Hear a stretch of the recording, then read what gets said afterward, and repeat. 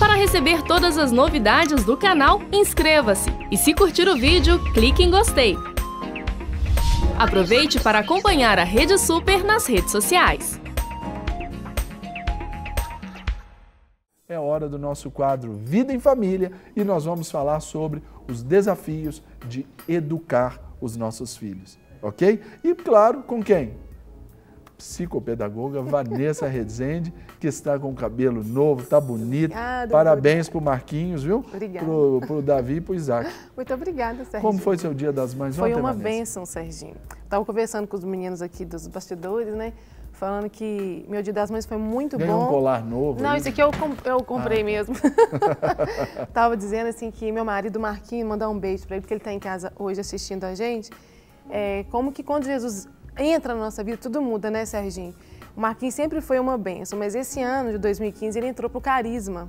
Gente, assim, foi um presente esse ano, presentasse para mim como mãe, como esposa, assim, como que esse curso, né, esse seminário tem abençoado a vida do meu marido e eu tenho colhido os frutos disso. Vanessa, quando a gente cuida das coisas de Deus, Ele cuida das nossas coisas.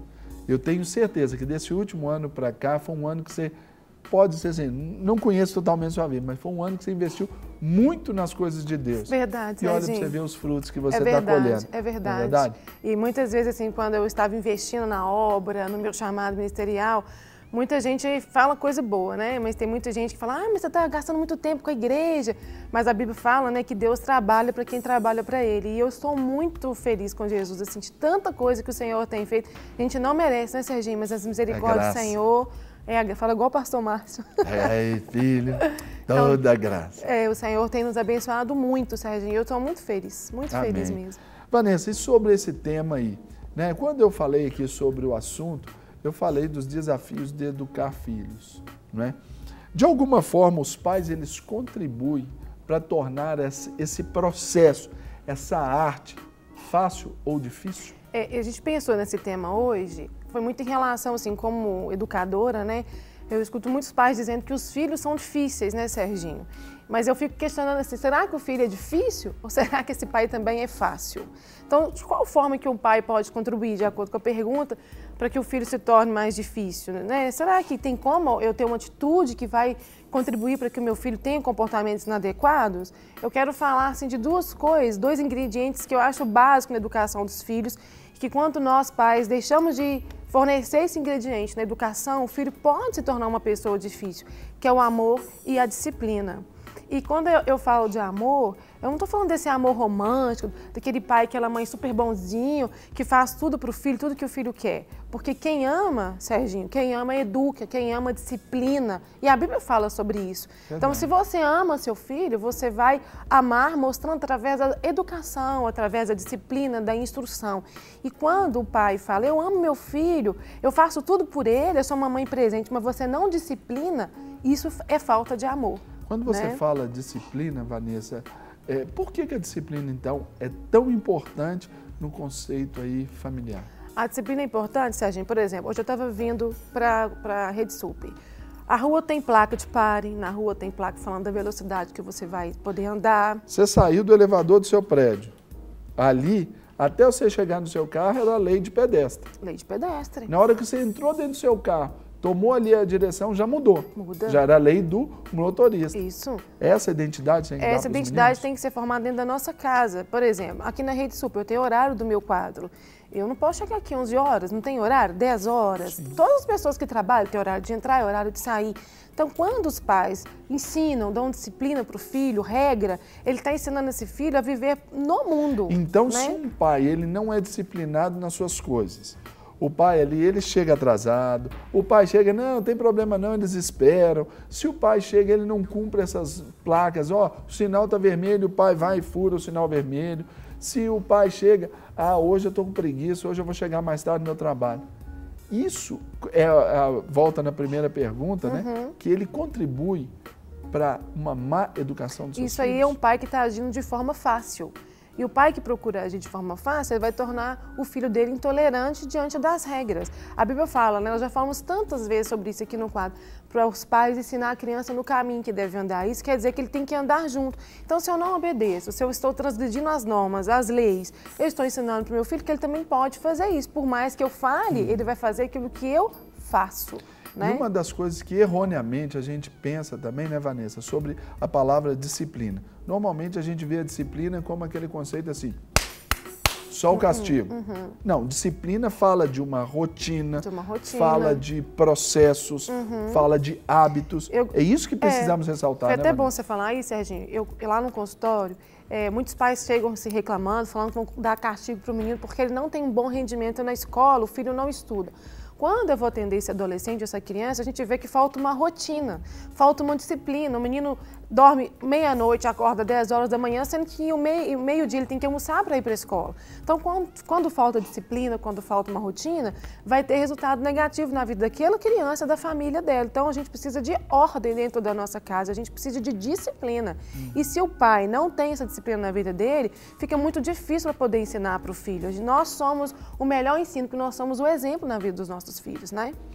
Hoje, quando a gente propõe esse tema aqui, Vanessa, a gente pensa assim, estamos acordando o guarda, não é verdade? Estamos levantando uma lebre aí, que é importante no conceito familiar. Aí a senhora que está nos assistindo, o pai, a mãe que está ali nos assistindo agora, eles estão pensando assim, mas eu descobri que eu sou fácil, isso eu tornei meu filho difícil. Isso mesmo. O que eu posso fazer para ajudar nesse processo, para reverter isso, Vanessa? Nada muda se eu não escolher mudar a minha própria vida. Então, assim, se eu estou sendo uma mãe fácil, um pai fácil, eu estou facilitando a vida do meu filho com falta de limite, de regras, de educação, basta eu querer mudar, sabe? Eu querer agir como um pai deve agir, que é com a autoridade que Deus nos instituiu. Então, eu tenho que ensinar o meu filho, a ensinar a hora que ele levanta, a hora que ele dorme, cronometrar o tempo que ele vai fazer para casa, estipular a hora de almoço, a hora de escovar dente. Eu tenho que cuidar do meu filho, eu tenho que mudar a minha postura. Eu penso assim, quando nós falhamos, porque não é porque eu sou educadora que eu vou acertar 100% com meus filhos, mas o homem cai, mas ele levanta. Então, se eu estou falhando, eu tenho que reconhecer aonde eu estou errando e dali em diante eu começar a acertar. E um recadinho para você, mamãe e papai que estiver assistindo, não é querer acertar tudo, nós não acertamos tudo, mas onde estiver as falhas, nós nos propomos a melhorar. Aí as coisas começam a agir de forma melhor. O que é diferente também de encaixotar o menino, né? Porque, por exemplo, tem um momento de abrir mão de um pouquinho mais, por exemplo, final de semana. É igual, eu vou dar um exemplo da minha casa. De segunda a quinta, a minha filha, ela me puxou. Ela gosta muito de dormir. Ela gosta de acordar tarde. Mas como estuda de manhã, não tem essa opção. Então, para a gente ajudá-la, até para de tarde, no rendimento escolar, para estudar, a gente sempre coloca ela para dar uma dormidinha de tarde. Na sexta-feira nós liberamos. Isso mesmo. Por quê? Na sexta-feira é um dia mais solto para ela, tem o final de semana. Isso dá para negociar, Vanessa? Isso é flexível, tem que ser flexível, Serginho. Tem coisas que dá para negociar, tem coisas que não dá para a gente negociar. Por exemplo, o menino dormir a tarde toda não funciona, mas separar uma hora e meia para ele descansar, um horário livre, isso é até saudável para a criança. Agora, tem coisas que não dá para negociar, não dá para você negociar mentira, não dá para você negociar valores na nossa vida, né, como a verdade, mas o menino quer comer jiló, mas quer comer alface, deixa ele comer alface. Não quer dormir 2 horas da tarde, mamãe, eu prefiro dormir às 5 para me dar uma descansada, dar uma relaxada. Ok, isso é saudável, a gente não tem que robotizar os nossos filhos, mas tem que ter uma regra, tem que ter limite, porque senão a criança se perde. Toda criança que é formada numa casa sem regra, ela vai se tornar uma pessoa insegura, Serginho, sem direção na vida. Isso cabe a nós pais direcioná-las, né? Agora, Vanessa, a gente pergunta assim, há uma diferença entre o filho ser autônomo, ele ter autonomias, e de um filho ser desobediente, não faz o que você manda? Isso mesmo, tem muita diferença, porque eu quero até falar a diferença entre autonomia e independência. Lá na minha casa, eu tenho um menininho que é o Isaac, ele vai fazer 3 anos. Então o Isaac, ele quer tomar banho sozinho, ele quer escovar dente, a cara do pai dele. Ele quer fazer várias coisas para mostrar que ele já é uma pessoazinha. Então você vê assim, uma criança de 2 anos, ela fala muito não. Quem tem filho de 2 anos percebe isso. Não. Isso não quer dizer que seu filho é desobediente. Porque a criança de 2 anos, de acordo com a fase de desenvolvimento do ser humano, ela tem necessidade de se afirmar como pessoa e mostrar assim, eu não sou mais a minha mãe, porque quando a criança nasce, ela tem a simbiose com a mãe, ela não percebe que ela é uma pessoa e a mãe é outra. É uma continuação da vida da mãe, né? Com 2 anos, ela já se percebe como pessoa, então ela começa a falar não. Isso não quer dizer que ela está desobedecendo, mas ela está se afirmando. Então, de acordo com cada fase, as crianças, o ser humano vai ter um tipo de comportamento. Até porque, por exemplo, quando você fala dessa independência aí, até porque, principalmente no caso aí, você falou do seu segundo. Além dessa simbiose aí relacionada à mãe, ele ainda tem um competidor, que é o irmãozinho mais velho. Que é o Davi, é verdade. Mas voltando, Sérgio, à questão da autonomia e da independência, independente é a criança que quer fazer as coisas por ela, ela resolve, ela consegue fazer um para-casa sozinha, ela consegue tomar um banho sozinha, ela arruma a cama dela. Agora, a criança autônoma é preciso de uma certa maturidade.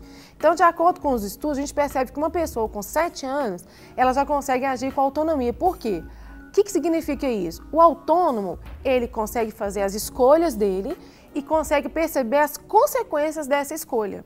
Tem uma história da minha família que eu já contei aqui no quadro, de um primo meu, que ele tinha 5 anos, ele vestiu a roupa do homem, acho que foi do Homem-Aranha, uma coisa assim, do Super-Homem. Quer dizer, foi independente, ele vestiu, mas ele pulou da laje da casa dele. Então, quer dizer, ele não tinha autonomia para fazer aquela escolha, porque ele era imaturo, tinha 5 anos, ele não tinha a ideia das consequências que ele podia, ele se arrebentou lá embaixo. Na autonomia, a criança, ela toma uma decisão e ela tem certeza, ela sabe das consequências. E isso é ser autônomo. Agora, e a criança desobediente é muito diferente. A mãe fala com ela 1, 2, 3, 10 vezes, ela não obedece, ela finge que não está te escutando. Quando a mãe vai chamar a atenção, eu falo a mãe porque eu sou mãe, mas o pai, né, quem cuida dessa criança, vai chamar a atenção, ela desacata, ela cria argumentos, ela não aceita a falha dela, ela está sempre pronta para revidar, ela põe a culpa nos outros, ela nunca assume as responsabilidades, mesmo tendo autonomia para isso, entendeu? Vanessa, maturidade. Na nossa experiência, lidando com muita gente, lidando com muita família, eu pergunto para você, essa ideia aí de que você disse, olha, a mãe fala 1, 2, 10 vezes. Um pai e uma mãe não tem que falar 2, 3 vezes. É uma vez só, não é, Vanessa? É uma vez só. Quando o pai começa a falar 10 vezes, é um pai fácil. Entendeu? A gente não pode ser pai fácil, a gente tem que ser pai que exerce autoridade. E isso tem que ser combinado, Serginho. Meu filho, mamãe vai te falar 2 vezes. Se na 3ª vez você não me ouvir, e assim, é falar olho no olho, né? Gritando pela casa, que de repente o jeito também que o pai fala, a criança não está prestando atenção. Às vezes a mãe está na cozinha lavando louça, o menino assistindo televisão, e ela fala, menino, vai no açougue. Ele está vidrado lá naquele desenho. Tem que chamar e falar olho no olho. A criança ouviu, ela não te obedeceu, ela tem que ser disciplinada, porque a Bíblia fala da vara da correção. Sim. A criança tem que ser corrigida, porque senão ela vai ser entregue a si mesma. E vem envergonhar a mãe. E vai envergonhar a mãe e a família. E é como na semana passada, na sexta-feira, no quadro Seu Advogado, nós falamos lá sobre o Estatuto da Criança e do Adolescente. A gente lembra que o maior e melhor estatuto da criança e do adolescente que existe é a Bíblia Sagrada. Verdade. E se a Bíblia fala da disciplina, Deus não está nos falando a respeito de agressão física. Está nos fazendo de algo que nos faz acordar. E isso é o que desperta a criança para essa autonomia, né, Vanessa? É verdade. Quando um pai que ama, ele educa, ele corrige com amor, Serginho, ele não vai deixar marcas no corpo do filho, ele não vai agredir o filho a ponto de espancar, como está na nossa lei. Ele vai corrigir o filho dele, porque quem ama corrige. E se um pai não corrige, esse filho não vai estar sendo preparado para viver no mundo. Como eu sempre falo, nós não criamos o nosso filho para o mundo, mas para viver no mundo como cidadão do céu. E só consegue criar um filho para viver no mundo como cidadão do céu aquele pai que educa, aquele pai que ama e principalmente aquele pai que educa à luz da palavra de Deus. E Deus nos manda ensinar os nossos filhos para que eles não sejam entregues à própria sorte, né? Vanessa, um outro ponto importante aí, a gente caminha assim já para o final desse bate-papo, mas eu queria te perguntar, os pais estressados, porque muita gente, mas cansa, eu tenho que falar com o menino, eu falei com ele, corrigi, ele foi lá e fez de novo, eu tive que falar e corrigir, aquele pai estressado. O que isso contribui na formação daquela criança, daquele indivíduo? Vou falar, antes de falar do que o estresse vai fazer com o filho, quero dizer o seguinte, Serginho, eu sou mãe, você é pai, né? Nós que somos pais, a gente sabe que educar filho não é uma tarefa fácil. Não. Então, quem falou que eu vou falar uma vez e meu menino vai me obedecer? O caráter é feito na pressão. Você tem que gastar tempo e investir. E muitas vezes a gente vai falar várias vezes algumas coisas e a criança às vezes não vai entender. Ou ela vai te desobedecer. Até porque nós aprendemos pelo método da repetição. Da repetição. Então, a gente, às vezes, vai investir um tempo falando algumas coisas várias vezes e seu filho vai desobedecer e você vai corrigir, uma hora ele vai aprender. Eles vão cometer os mesmos erros várias vezes, né, Vanessa? E eu vejo assim, Serginho, quando eu era criança, eu não era uma criança muito quietinha, não. E minha mãe investiu muito tempo e muita disciplina em mim. E se ela tivesse desistido, hoje nem aqui eu estaria. Eu não sei o que é isso, Vanessa. Não sabe. No meu estilo, assim, eu não lembro, eu não sei. Eu imagino, Serginho. Eu sempre fui muito bonzinho. Pra você ter ideia, Vanessa, lá na minha casa, minha mãe me falava para sentar aí na casa dos outros, sentar assim, ó, com a mão assim, ó, na perna, assim. Por que será, Vanessa? Não sei. Prender, às vezes, até hoje, 41 anos de idade, eu fico aqui assim, ó, com a mão assim, às vezes eu sento assim. Por que será? Será que eu mexia muito, Vanessa? Você devia ser agitadinho, né, Serginho? Você acha que eu era meio inquietinho? Eu acho que você era muito alegre. E criança alegre, a mãe tem que corrigir com muita seriedade, né? Porque senão ela não vira um homem assim como você. Verdade. Se você se tornou esse homem, tem muito aí participação dos seus pais, muita né? chinela no lombo. Tem, eu também. Tem muita oração. Então é o seguinte, o que é o estresse? Quando um pai fica muito estressado, ele vai fazer cara feia, ele pode gritar, ele pode ficar nervoso, o pai é estressado. E outra, a gente não fica estressado por causa dos nossos filhos. Às vezes o filho é a última gotinha que faz o balde entornar, não?